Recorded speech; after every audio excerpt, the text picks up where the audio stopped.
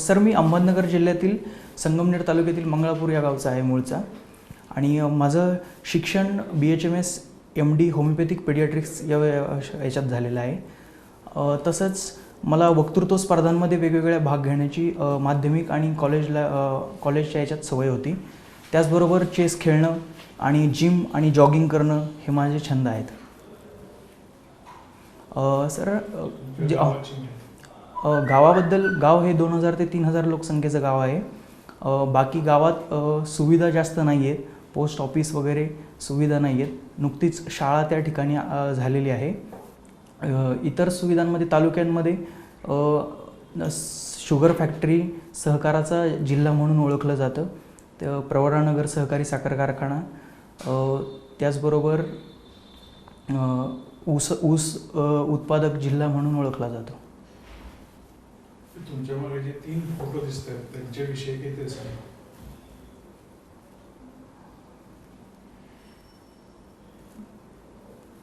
Sorry sir, मला ओळखू येत नाही. म्हणजे कधीच पाहिलेलं नाही. पाहिलेत सर. 1 नंबरचा फोटो मी बघितला आहे, पण मला एक्झॅक्ट आठवत नाही आहे कोण आहेत ते. आणि ते लेडी ऑफिसर पण नाही ओळखू येते. त्या किरण बेदींसारख्या वाटतात, पण ते किरण बेदी नाही आहेत. शुअर नाही आहे मी सर. यावर्षी भारतीय घटनेचा काही एक महोत्सव होतोय, आंबेडकरांचा एक काहीतरी उत्सव होतोय. काय सांगाल तुम्ही आंबेडकरांविषयी, घटनेविषयी? सर, यावर्षी 2015 हे वर्ष सामाजिक न्याय वर्ष डॉक्टर बाबासाहेब आंबेडकरांच्या जयंतीनिमित्त साजरं केलं जाते. राज्यघटनेच्या दृष्टिकोनातून जर विचार केला तर डॉक्टर बाबासाहेब आंबेडकरांनी ड्राफ्टिंग कमिटीचे अध्यक्ष या नात्याने राज्यघटना तयार केली होती. त्यामुळे त्यांना भारतीय राज्यघटनेचे जनक असं ओळखलं जातं. आंबेडकरांनी जी राज्यघटना लिहिली तर तिचा आजपर्यंत त्यांनी ज्या वेगवेगळ्या देशांच्या राज्यघटनांचा अभ्यास करून संपूर्ण ड्राफ्ट केलेली आहे ती. आणि त्या राज्यघटनेवरच आजही देशाच्या स्वातंत्र्यानंतरही 66 वर्षानंतरही देश चालतो. पण घटनेचं वैशिष्ट्य काय? भारतीय घटनेचं वैशिष्ट्य काय? घटनेचं वैशिष्ट्य भारताचं जर म्हणजे सार्वभौम प्रजासत्ताक लोकशाही गणराज्य अशा स्वरूपात भारतीय घटना आहे. आणि भारतीय घटना ही भारतीय लोकांनी स्वीकारलेली, म्हणजे लोकांनीच लिहिलेली आणि लोकांनी स्वीकारलेली अशा पद्धतीचं भारताचं संविधानाचं हे प्रिॲम्बल म्हणून ओळखलं जातं. वैशिष्ट्यांमध्ये आपलं धर्मनिरपेक्ष देश आहे आपला. म्हणजे धर्मनिरपेक्ष म्हणजे की सर, कुठल्याही भारत हा देश कुठल्याही म्हणजे कुठल्याही धर्माचा कुठल्याही धर्माला हे म्हणजे दुजाभाव करत नाही. सर्व धर्म समभाव आहेत भारतामध्ये. माझ्या दृष्टीने शेवटचा प्रश्न तुम्हाला की वैज्ञानिक दृष्टी म्हणजे काय? वैज्ञानिक दृष्टी म्हणजे सर, कुठल्याही गोष्टीला एक सायंटिफिक बेस्ड एव्हिडन्स जर असेल, म्हणजे जर रिसर्च बेस्ड प्रूफ असेल तर त्याला वैज्ञानिक दृष्टिकोनातून बघू त्या घटनेकडे असं म्हटलं जाऊ शकेल. म्हणजे काय? म्हणजे सर, सपोज फॉर एक्झाम्पल वैज्ञानिक दृष्टिकोनातून एखादा जर त्याचा शोध लावला असा आपण जर हायपोथेसिस केलेला असेल तर त्या शोधाला, त्या हायपोथेसिसला प्रूफ देण्याकरता काही स्टॅटिस्टिक्स, काही एव्हिडन्सेस रिसर्चच्या स्वरूपात आपण करू. आणि जेव्हा ते रिसर्चच्या स्वरूपात स्टॅटिस्टिक्स प्रूव्ह होईल तर त्यावेळेस ते हायपोथेसिस खरं आहे असं समजलं जाईल.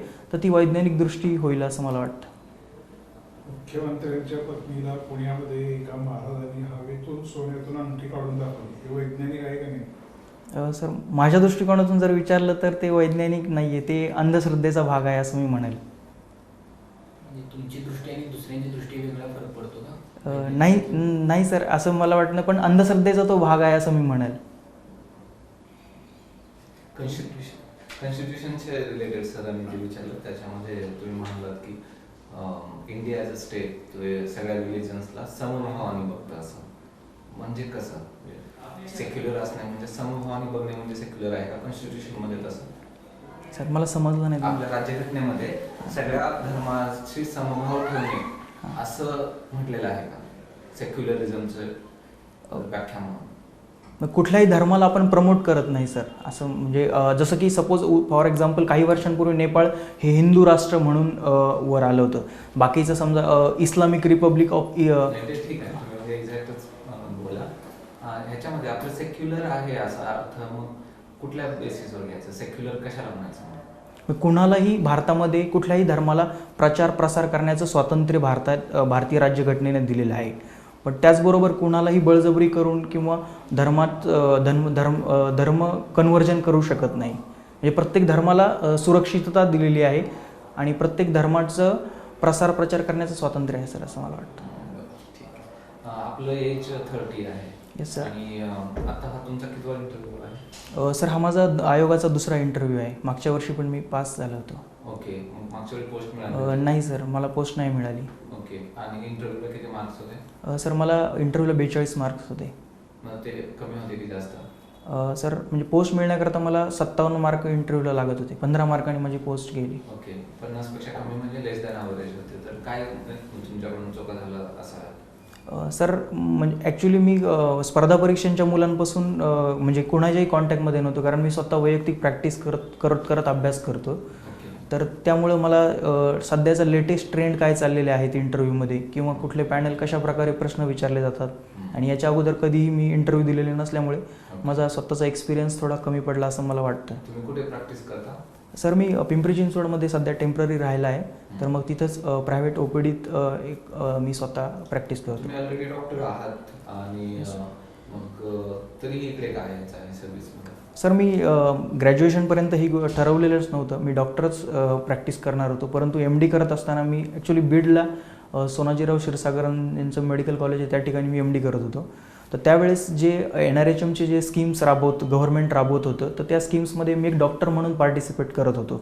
तर त्या जिल्ह्यामध्ये जे वेगवेगळ्या गावांमध्ये जे कॅम्प्स होत होते, तर त्या कॅम्प्समध्ये जेव्हा मी प्रॅक्टिस करत होतो त्यावेळेस मी त्या ठिकाणी जवळून प्रशासनाचा अनुभव घेतला की तहसीलदार, BDO हे कशा प्रकारे काम करू शकतात. ॲज अ डॉक्टर म्हणून मी एक पेशंट 10 पेशंट, 15 पेशंट, 20 पेशंट तपासतो, परंतु एक तहसीलदार किंवा एक BDO संपूर्ण स्कीम त्या तालुक्यात जेव्हा राबवतो तर त्याचा इम्पॅक्ट हा संपूर्ण तालुक्यावर पडू शकतो. मला जास्त स्कीम राबवतो की BDO? सर डिपार्टमेंट वाईज तहसीलदार हा तालुक्याचा प्रशासनाचा महाराष्ट्र राज्याच्या प्रशासनाचा एक तालुका स्तरावरील चेहरा येतो आणि BDO जे आहेत तर त्यांचं पंचायत समितीच्या अंडर जे वेगवेगळे विशिष्ट विषय आहे, कृषी शिक्षण. कोण जास्त स्कीम्स राबवतात? सर नंबर वाईज तसं मला सांगता येणार नाही, परंतु BDOच्या हातात जास्त स्कीम्स आहेत असं मला वाटतं. आणि BDO आणि तहसीलदारमध्ये पे स्केल कोणाचं जास्त असतं? सॉरी सर, मला त्याबद्दल सांगता. BDOचा असतो तो. तुम्ही फर्स्ट प्रेफरन्स कोणाचा दिलाय? सर मी तहसीलदार दिलेला आहे. फर्स्ट कशामुळे दिला? BDOच्या वर का दिला? सर मला असं वाटतं की महसूल प्रशासन हे महाराष्ट्र प्रशासनाचं एक बॅकबोन म्हणून ओळखलं जातं आणि तालुका स्तरावर तुम्ही संपूर्ण प्रशासनाशी कनेक्ट राहू शकता तहसीलदार या नात्याने. इनफॅक्ट जर पॉझिटिव्ह काही इम्पॅक्ट करायचा असेल डेव्हलपमेंटल तर तो, कारण तुमचे हेतू दिसतं जसं डॉक्टर कडून इकडे येत असताना, तर ते BDO ह्या पोस्टला जास्त स्कोप आहे तहसीलदार. सर परंतु मला असं वाटतं की BDO या नात्याने मी फक्त डॉक्टर म्हणून काम करण्याकरताच प्रशासनात येणं मला चुकीचं वाटतं. कारण तहसीलदारला ज्या डायव्हर्सिटीजने वेगवेगळे काम करावं लागतं, कायदा सुव्यवस्थांपासून बाकीच्या सर्व गोष्टी, तर ह्या गोष्टी पण. BDOला जास्त डायव्हर्सिटी आहे की तहसीलदारला काम करताना? सर दोघांना पण आहे असं मला वाटतं. नक्की काय कारण आहे तहसीलदार फरक द्यायचा? सर महसूल प्रशासनाचा सर्वोच्च तालुका स्तरावर तहसीलदार ही सर्वोच्च प्रशासनाचा चेहरा असतो असं मला वाटतं. तुमचं होमिओपॅथीमध्ये ग्रॅज्युएशन आहे. Yes sir. खूप सारे आयुर्वेदिक आणि होमिओपॅथीचे डॉक्टर ॲलोपॅथीमध्ये प्रॅक्टिस करतात, असं का? सर मला वाटतं की आजही आपल्या संपूर्ण भारतात ग्रामीण भागात जर डॉक्टर्स बघितले तर ॲलोपॅथिक डॉक्टर हे तितक्या पद्धतीनं पेनिट्रेट झालेले नाही आहेत ग्रामीण भागांमध्ये आणि आयुर्वेदिक आणि होमिओपॅथिक डॉक्टरांची संख्या बघता ते ग्रामीण भागात जास्त प्रमाणात आहे. ग्रामीण भागात जेव्हा आयुर्वेद किंवा होमिओपॅथीचं जर प्युअर प्रॅक्टिस करायची ठरली तर त्या प्रमाणात पेशंटचा प्रतिसाद मिळणं खूप मुश्किल आहे. कारण भारतासारख्या ठिकाणी सध्या डेव्हलपिंग जो कंट्री आहे तर त्या ठिकाणी हेल्थबद्दलच कॉन्शियसनेस अतिशय कमी आहे. तर त्यामुळे ह्या अल्टरनेटिंग जे मेडिसिन्स आहेत तर त्याबद्दल कॉन्शियसनेस खूपच कमी असतो. तसं असंही म्हटलं जातं की काही आजारांमध्ये क्विक रिस्पॉन्स या पॅथींचा येत पण नाही. पण यामुळं लोकांनासुद्धा तितकं थांबण्याची हे नसते की काही आजार, काही पॅथीचे जसे लिमिटेशन्स असतात तसे काही पॅथीचे ॲडव्हान्टेज असतात. तर या लिमिटेशन्समध्ये या पॅथी येतात की अचानक एकदम क्विक रिस्पॉन्स, एका दिवसात बरं होणं वगैरे ह्या गोष्टी होऊ शकत नाहीत.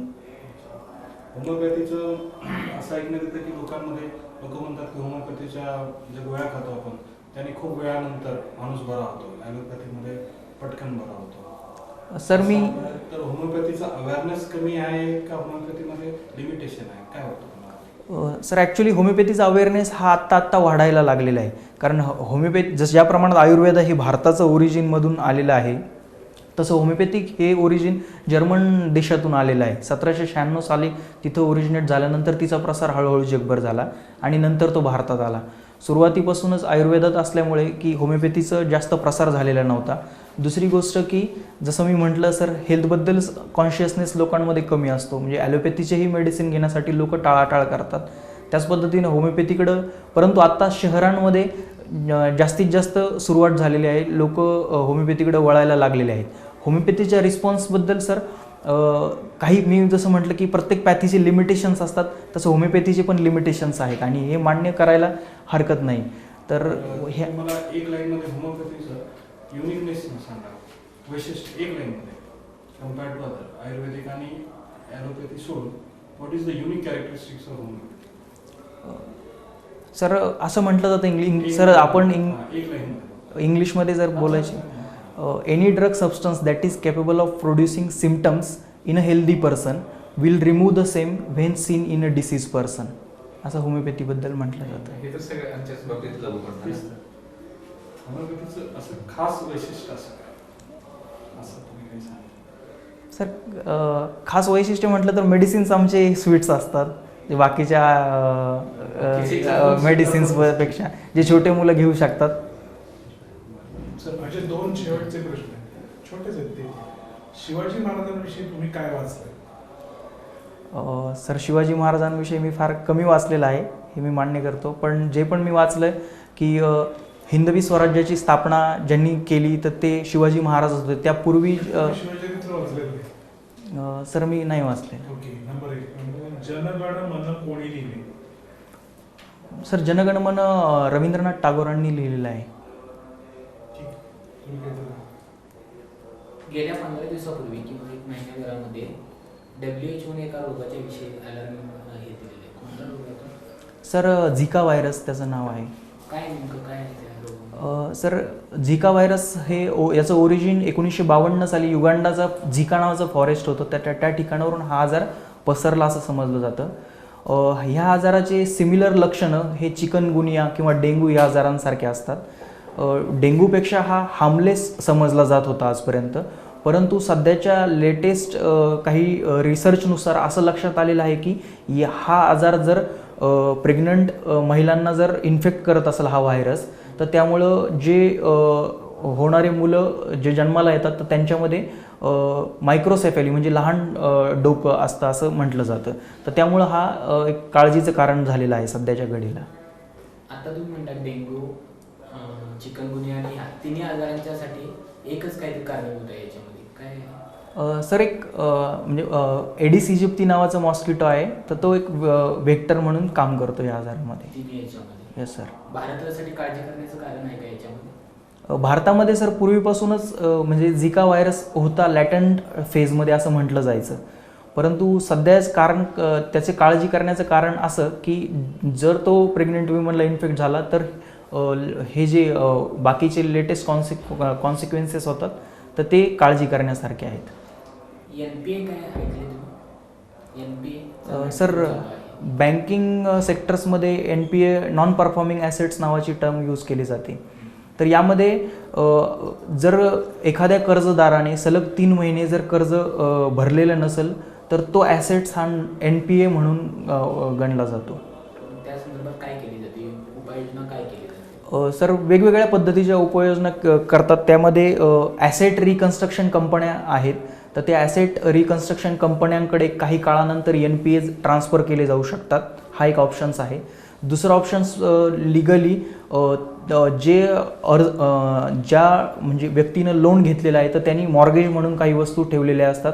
तर लिगल कायदेशीररित्या न्यायालयांमध्ये लोक अदालतमध्ये त्या केसेस सॉल्व्ह करू शकतो. किंवा मग सगळ्यात शेवटचा पर्याय हा त्या व्यक्तीचं मॉर्गेज आपण लिलावात विकून बँकेची संपत्ती मिळवू शकतो.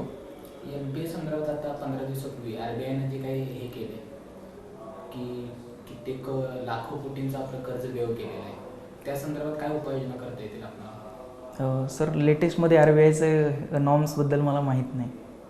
रिझर्वेशन विषयी काय मत आहे तुमचं? सर रिझर्वेशन इकॉनॉमिकली आणि सोशली जे चाललं आहे तर त्याच्या काही म्हणजे इकॉनॉमिकली आणि सोशली बॅकवर्ड क्लासेसला जे रिझर्वेशन दिलं जातं आता सध्या इकॉनॉमिकली आणि सोशली बॅकवर्ड क्लासेसला दिलं जातं का? हो सर आता देतात. ह्या बेसिसवरती इकॉनॉमिक बेस आहे सर सोशली बॅकवर्ड क्लासेस तर पूर्वीपासूनच चाललेला आहे. नाही, करेक्ट सांगा मला की कॉन्स्टिट्यूशनल आपल्याला बेस आहे तर त्या कुठल्या बेसिसवरती रिझर्वेशन दिलं जातं? इकॉनॉमिक हा बेस आहे त्याच्यामध्ये? सर आहे इकॉनॉमी हा बेस नाही. सॉरी सर मला सोशल आणि एज्युकेशनल बॅकवर्ड नाही म्हणजे सर मला म्हणजे ठीक आहे. बरं सोशल आणि एज्युकेशनल बॅकवर्डनेस हे जर क्रायटेरिया असतील तर त्या क्रायटेरिया धरून सांगा मला की रिझर्वेशन पुढे कंटिन्यू ठेवलं पाहिजे की बंद केलं पाहिजे? सर रिझर्वेशन हे काही काळांपर्यंत असावं, कंटिन्युअसच असलं असं नाही. काही वर्षानंतर दर काही 10 वर्षांनी 20 वर्षांनी त्याचा रिव्ह्यू घेण्यात यावा. दोन प्रकारचे असतात, एक राजकीय निवडणुका लढवण्यासाठी आणि एक नोकऱ्यांसाठी. त्यातलं कुठलं रिझर्वेशन 10 वर्षांनी रिव्ह्यू करावं असं आंबेडकरांनी म्हटलं? सर मला सांगता नाही येणार. वाचलेलं सर वाचलेलं आहे पण मराठ्यांना रिझर्वेशनची गरज आहे का आता सध्या नोकऱ्यांमध्ये आणि इव्हन राजकारणामध्ये? सर मला वाटतं की मराठ्यांमध्ये सुद्धा काही लोक असे आहेत की जे खूपच मागासलेले आहेत. कशाचे संदर्भात म्हणजे इकॉनॉमिकली इकॉनॉमिक तर क्रायटेरिया नाही म्हणालो आणि रिझर्वेशन ही गोष्ट पॉवर्टी एलिव्हेशनचा प्रोग्राम तर नाही आहे. सर पॉवर्टी इलिव्हेशनचा प्रोग्राम नाही आहे हे बरोबर आहे. परंतु ज्या पद्धतीनं आपली समाजरचना आजपर्यंत झालेली आहे स्वातंत्र्यापूर्वीपासून आणि नंतर, तर या पद्धतीनं बरेचसे समाज असे होते की त्यांना त्या प्रमाणात प्रतिनिधित्व कधीच मिळालेलं नव्हतं. तर त्यांच्या जर समाजामध्ये जर गरिबी हा विषय असेल तर असं आपल्या जाती धर्मानुसार कुठला जात आहे की ज्याच्यामध्ये गरिबी नाही? सर मग गरिबी सगळ्याच जातींमध्ये आहे. मग म्हणून तर मी बोललो की मराठा समाजामध्ये असे काही कुटुंब असतील की जे अतिशय गरीब आहेत, पण इतर मराठा समाज प्रगत असल्यामुळं त्यांचेही पण हाल होतात. त्यामुळे इकॉनॉमिकली रिझर्वेशन देण्याच्या मला असं वाटतं की इकॉनॉमिकली रिझर्वेशन देण्यासारखं. कास्ट हा का बेसिस आहे आपल्याला मग रिझर्वेशनचा? सर काही जसं मी सांगितलं की स्वातंत्र्यापूर्वीपासून जे प्रथा चालत आल्या त्यामध्ये काही कास्ट या अतिशय खालच्या दर्जाच्या होत्या असं समजलं जायचं. आणि या समजण्यामुळं पुढे जशी प्रगती होत गेली तसे वरच्या जातीच्या लोकांची प्रगती होत गेली आणि खालच्या जातीचे लोक हे मी विचारतोय की रिझर्वेशनचा बेसिस हा जर सोशल आणि एज्युकेशनल बेसिसवर ठेवलं तर त्याला कास्ट का आपण गृहीत धरतो? कास्टवरून काय ठरवलं? कारण काही कास्ट सर या कायमस्वरूपी एज्युकेशनली बॅकवर्ड म्हणून समजल्या जात होत्या, ज्यांनी कधीही शिक्षण हे बघितलेलं नव्हतं. सोशल का बघितलं नव्हतं त्यांनी शिक्षण? सर असं मला सांगता नाही येणार. यांनी जो प्रश्न विचारला की जात हा निकष का ठेवायचा याच्या संदर्भात मोठे न्यायालयीन संघर्ष झाले. तुम्हाला काही माहिती आहे काही? नाही सर, नाही मला माहीत नाही. ठीक आहे.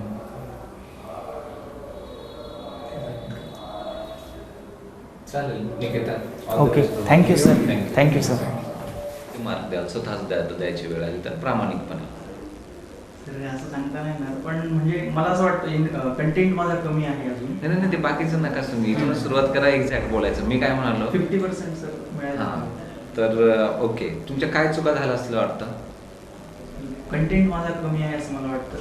थोडंसं इरिलेव्हंट प्रश्नापेक्षा उत्तर थोडंसं इरिलेव्हंट होतं. हां रिलेव्हन्सी राहत नाही. प्रश्न जो विचारला जातो त्याच्याशी रिलेव्हन्स राहत नाही हे तुम्ही स्वतःच सांगताय.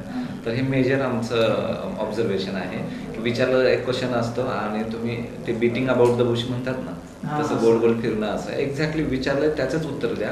आणि खूप आचार्य अत्रे असे म्हणायचे, 2 आण्याला 4 लिंब तर नळाला पाणी किती असा प्रश्न होऊ शकत नाही.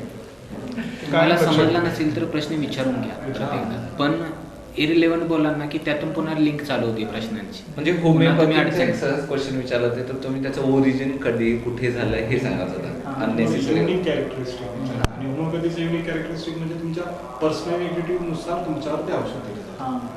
हे म्हणालात की गोळ्या स्वीट असतात, हे फ्रिवलस एकदम म्हणजे नॉन सिरियस उत्तर वाटलं. गोळ्या स्वीट असतात हे एका डॉक्टरने असं सांगणं की अख्ख्या लहान मुलांना होमिओपॅथीचं हे ते- युनिकनेस आहे. हो. तर मग ॲलोपॅथीमध्ये पण स्वीटनेस असतंच की लहान मुलांसाठी वेगळं हे असतं. तर ते होतं. आणि रिझर्वेशन सारखा इश्यू की एक as a civil servant civil servant त्याला मला माहित सध्या नाही. 3-4 ठिकाणी आंदोलन सध्या सुरू आहे. जाटचं आंदोलन आज चालू आणि आहे. तुम्ही स्वतः त्यामुळे- रिझर्वेशन घेताय तर त्याच्याबद्दल खूप डिटेल, खूप त्याचे प्रोज कॉन्स अगदी माहीत असायला पाहिजे होते. की तिघं माहीत नसणं ही म्हणजे डेफिनेटली सुरुवात होते. खरंच नाही म्हणजे मला हे 1 नंबर वाटत ते म्हटलं की मॅडम किरण बेदी नाही त्यामुळे नाही, ते किरण बेदीच आहे. किरण बेदीच आहे. नाही ते मला ओळखून नाही आले. हां. आणि बाबा शिवाजी महाराजांचं चरित्र वाचलं पाहिजे. तुमच्या बोलण्यामध्ये फिलर्स पण भरपूर असतात. असा आवाज येत असतो. ते जरा कंट्रोलमध्ये करा. अजून तुम्हाला काय विचारायचं आहे आम्हाला? सर मला एक प्रश्न विचारायचा आहे. म्हणजे मागच्या वर्षी मला यांनी पण विचारलं होतं, मोरे सर पॅनल होतं मला, तर त्यांनी मला असं विचारलं होतं की मी डेप्युटी कलेक्टर हा पहिला प्रेफरन्स दिला होता आणि दुसरा डेप्युटी सीईओ होता. तर जसं तो आता विचारलं तुम्ही की तहसीलदार आणि बीडीओ, तर बीडीओ म्हणून तुम्ही डॉक्टर म्हणून जर काम करू शकता हेल्थ सेक्टरमध्ये तर तुम्ही तहसीलदार का दिले? तुम्हाला तेव्हा पण त्या प्रश्नाचं उत्तर व्यवस्थित देता आलं नव्हतं. तर काय सांगायला पाहिजे? आता ह्या तर केसमध्ये तुम्हाला ते पकडणारच, कारण तहसीलदारचं इव्हन पे स्केल कमी असतं BDO पेक्षा. हां. आणि दुसरं म्हणजे जास्त काम करायचं अपॉर्च्युनिटी हे ह्याला जास्त BDO BDOला असतात. मग ह्या दोन्हीमध्ये तुम्हाला टफ आहे ते बघायला पाहिजे. परंतु तुम्ही स्वतःच्या पर्सनल चॉईसेसमध्ये किंवा पंचायत समितीमध्ये इलेक्टेड रिप्रेझेंटेटिव्ह असतात, हां. तहसीलमध्ये नसतात. तर थोडंसं त्यातल्या त्यात कमी पॉलिटिकल इंटरफेरन्स, पण हे चांगलं हे राहत नाही जस्टिफिकेशन. कारण आता तुम्ही सर्व्हिसमध्ये जाताय म्हणजे सगळ्या गोष्टीला फेस करायची तयारी राहायला पाहिजे असं. परंतु डेप्युटी कलेक्टर आणि BDOमध्ये मग ठीक आहे, म्हणजे पुढे IAS होण्याचे चान्सेस डेप्युटी कलेक्टरला जास्त आहेत. मी हेच बोललो होतो, पण मला असं कन्व्हिन्सिंग वाटलं ना. मी ऍक्च्युअली काय बोललो होतो की सर म्हणजे तुम्ही जर उपजिल्हाधिकारी, ते काय म्हटले की हे, तर म्हटलं मी उपजिल्हाधिकारी झाल्यानंतर काही वर्षानंतर प्रमोशननी मी IAS होऊ शकतो. तर संपूर्ण जिल्ह्यात गेली सेक्टरमध्ये मला जी राबवायची स्कीम आहे तर ते मी तुम्ही राबवू बोलता शकतो. बोलता जास्त काहीतरी बोलून गेला असणार, त्याच्यामध्ये ते पकडलं गेलं असणार. दुसरी गोष्ट डेप्युटी सीओला पण IAS होता येतं, असं नाही की डेप्युटी BDOला होता येत नाही. तहसीलदारला उलट कमी चान्सेस आहेत IAS व्हायचे, खूपच कमी. तर तुम्हाला तो हे सगळं मुलकी recording प्रशासनाचा करून- प्रमुख आहे आणि हा जो आहे तो ग्राम प्रशासनाचा प्रमुख आहे BDO. आणि निवडणूक असेल किंवा तुमचे ह्याच्याच्या संदर्भात असेल, आपत्ती व्यवस्थापनचा वगैरे प्रमुख तहसीलदार असतो. त्यामुळे तुम्हाला लीड करायची तिथं संधी मिळते असं असतं. ते पॉवरचं असल्यामुळे जनरली तहसीलदार तेच सगळ्यांना आहे. अट्रॅक्ट करतं. अदरवाईज काम कसं आहे, करायचं इंग्रजी म्हणजे ब्रिटिश सरकारपासून ती सेवा चालू झालेली आहे आणि त्यामुळे नॅचरलीच त्या सेवेकडे भरपूर पॉवर हे झालेले आहेत, सेंट्रलाइज झालेले आहेत. त्यामुळे तिथं जास्त हे दिलं जाते, वेटेज दिलं जातं. ॲक्च्युली योजना हे BDO जास्त राबवतो. सबस्टंट आय थिंक आहे ना काहीतरी. एक्झॅक्टली. चालेल. Okay, all the best. Thank you.